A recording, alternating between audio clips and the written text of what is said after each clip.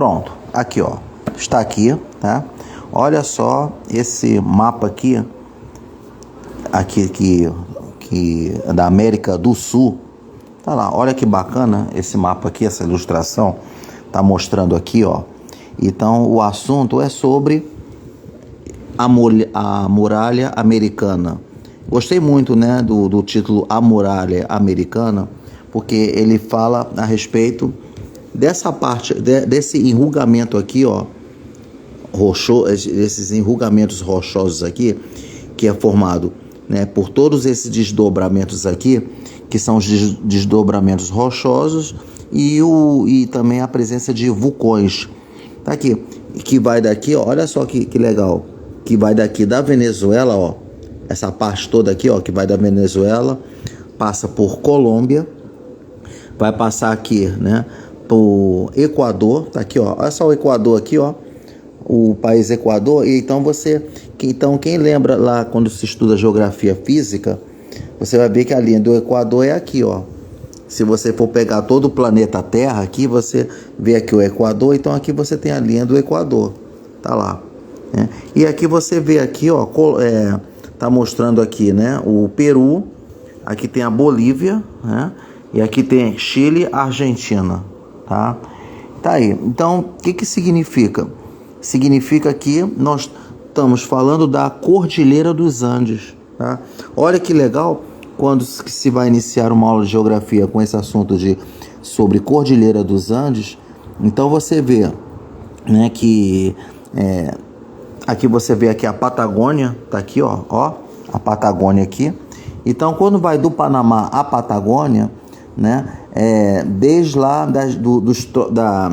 das regiões tropicais quentes, e vai chegar até as geleiras do sul do Chile, tá aqui, ó, que aqui tá mostrando aqui o Chile, né, ó, do sul do Chile, ó, aqui já chega nessa parte aqui do Chile, já tem naquelas regiões geladas.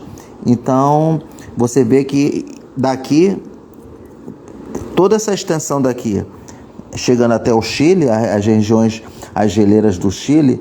Então você está diante aqui de uma colossal muralha que separa a América do Sul do Oceano Pacífico, né? Aqui você vê aqui é o Oceano Pacífico, né?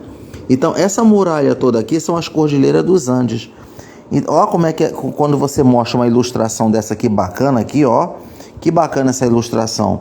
E quando vai explicar a Cordilheira dos Andes e mostrando esse mapa aqui da América do Sul, ó, você vê como é que ele é bem, né? Repleto de informações aqui. Quando você pega aqui uma enciclopédia, olha só que legal. Aí está mostrando aqui, ó, então essa é a sugestão sobre que você pode iniciar uma aula de geografia física falando da Cordilheira dos Andes. Olha só, aqui, ó, tá mostrando aqui da América do Sul, e aqui fala sobre a natureza e disposição das rochas na América do Sul.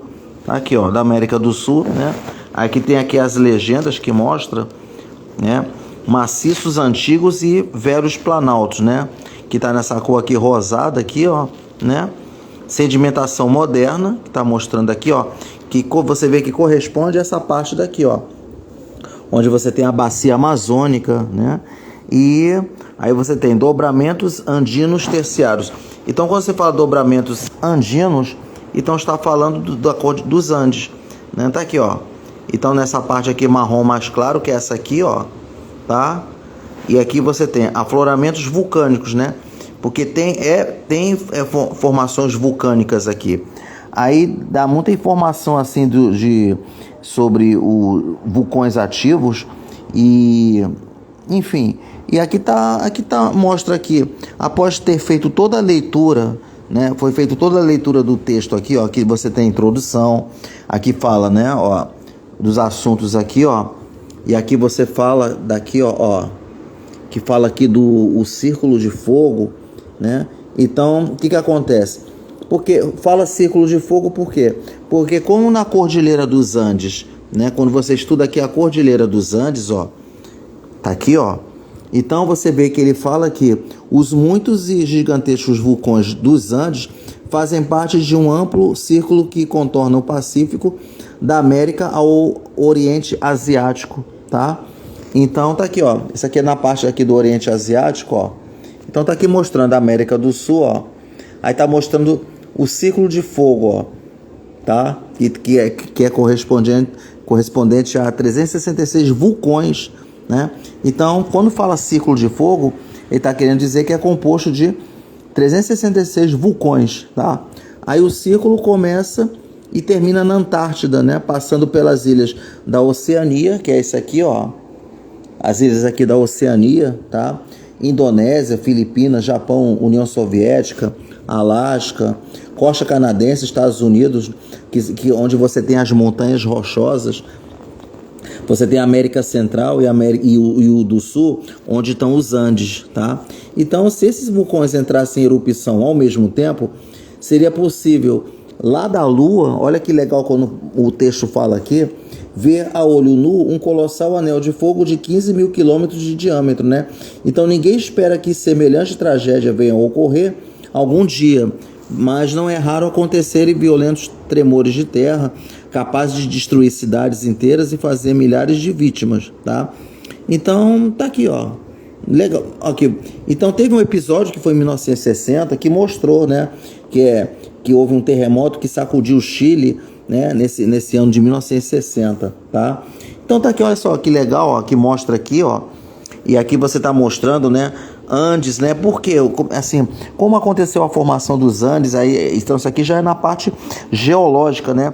Na parte de geologia, que mostra de como formou os Andes, tá bom? Então, tá aqui, ó. Então, tá mostrando aqui, você vê que quando ele fala aqui sobre os Andes, né? Então, ele tá mostrando aqui um texto muito bacana, né? Que serve de uma dica ótima, né? Se for numa aula de geografia, e está falando aqui a respeito da formação dos Andes, que tudo aconteceu que quando você tem um deslocamento da América do Sul, quando você tem aqui um deslocamento que ele fala, né, que ele fala aqui do texto, só para poder fazer aqui só um resumo, né? Então, deixa eu ver, ele fala aqui, ó, deixa eu ver aqui o que ele diz aqui, ó. Que ele fala assim, ó, pronto, eu peguei aqui o texto, essa parte que explica, que fala assim, que os continentes, né, eles se deslocam muito lentamente na direção oeste, né? Então você vê que na direção oeste, que é pra cá, né? Na direção oeste. Aí ele fala, deixa eu ver aqui, ó. Ele fala, assim, enquanto a América do Sul avançava, há muitos milhões de anos, seu litoral encontrava uma resistência no fundo do oceano. Então, nessa parte que você vê que na América do Sul, ó, nessa parte aqui do litoral, né, quando você vê que tem o continente, que ele tem aquele movimento, quando ele vai nesse sentido aqui oeste, ele encontrou resistência, muitos obstáculos, isso há muitos milhões de anos, né? Então, o que aconteceu? O seu litoral encontrava uma resistência no fundo do oceano Pacífico, que é no caso do Oceano Pacífico, que é esse aqui, ó, do Oceano Pacífico. Então, o que acontece? Feito de rochas duras e compactas, né? Então, desse modo, a marcha do continente para o oeste, né, foi barrada e não se pôde expandir. É por isso que formou esses dobramentos todos aqui, ó, na Cordilheira dos Andes, tá? E então, não podendo ir além, ele foi se concentrando, crescendo, ficou alto e enrugado, né? E até adquirir a conformação de uma longa e elevada cadeia montanhosa, o que a gente vê hoje em dia na Cordilheira dos Andes. Então tá aqui, ó. Aí ele fala toda essa ficha técnica daqui, ó, da Cordilheira dos Andes, muito interessante. E aqui tá mostrando, ó, essas setas aqui, como se fosse assim, mostrando, como se fosse quando ele fala que os Andes formados sobretudo por enrugamentos, né, são uma consequência de movimentos internos da Terra, que é para cá, ó, tá? Tá aí, tá mostrando aqui, muito bacana mesmo, e ele fala aqui da toda a ficha técnica, e ele fala que como a Cordilheira dos Andes, né, em muitos pontos tem a presença de vulcões. Ele informa aqui na ficha técnica dos Andes, que é o seguinte, que o Cotopaxi, né, aí ele fala aqui, ele dá aqui a informação, 5.696 metros, tá lá, que ele fala que é o vulcão o mais alto vulcão ativo do mundo, que tá mostrando aqui, tá, ó, tá falando aqui, ó, ele fala do Aconcagua, né, que o Aconcagua é a altitude máxima, né? É o ponto mais alto aqui da Cordilheira dos Andes, então tá, que é o Aconcagua, tá? Ele tá falando aqui, tá lá. Tá aqui falando da extensão da Cordilheira dos Andes, ó, que é de 7.200 quilômetros, né? Um pouco mais, né? Acima de 7.200 quilômetros que está falando aqui, né? Aí a largura máxima é 700 quilômetros e você tem a largura mínima. Enfim, aí e outra coisa que é muito interessante é quais são os países, né?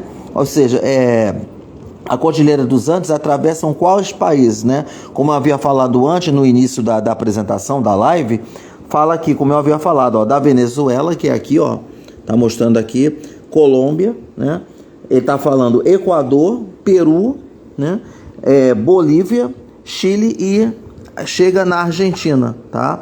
Tá aqui, olha que bacana, ó. Se for usar essa ilustração aqui, ela é ótima, tá bom?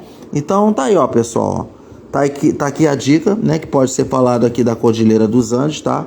Então tá aí. Pronto, ó, então tá beleza, ó, foi falado aqui, mais uma dica aqui apresentada e essa dica importante aqui, que com essa ilustração grande aqui, porque, né, quando você tem na aula de geografia e você falando sobre a Cordilheira dos Andes e mostrando esse mapa, né, enorme, vamos dizer assim, que pode ser mostrado, explicando, então o entendimento fica bem melhor e, enfim, a consequência é você ter uma aula de qualidade, tá? Então tá aí, mais uma dica aí apresentada, que é muito interessante.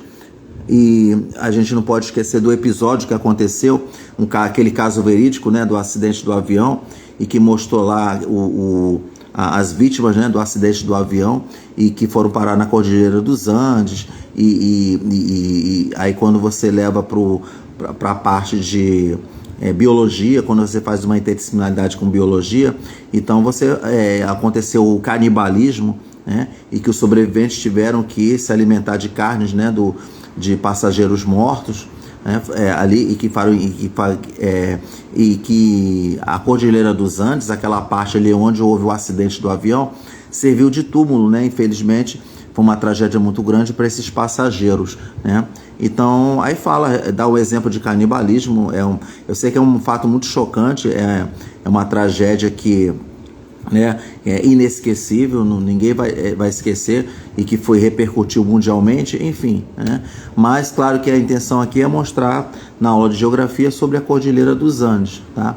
Então tá aí, pessoal, valeu, tá? Então tá aqui a dica, e que essa dica, mais uma vez, torna a falar, né, que sirva para que a sua aula seja de qualidade, ok? Valeu, um abraço e até lá.